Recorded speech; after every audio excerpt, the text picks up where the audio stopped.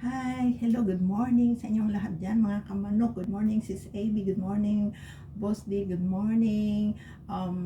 This is Marimar. Ayan, magbabati lang tayo ng happy birthday kay Boss D. Hi Sir Boss D, happy birthday.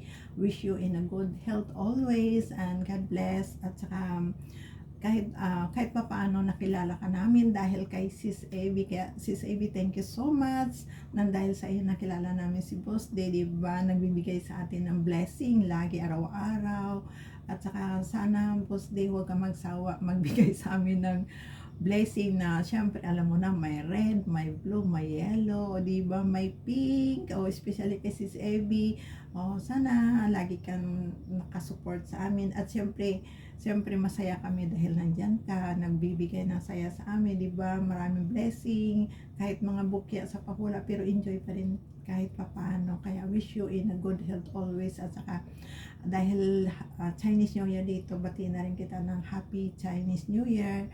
Kaya ingat ka dyan. Alam ko malayo ka sa atin sa Pinas, pero alam ko nakabase ka rin sa US. Pero ingat ka pa rin dyan, Boss D. At saka thank you so much sa mga blessing mo sa amin lahat. Okay, thank you, bye.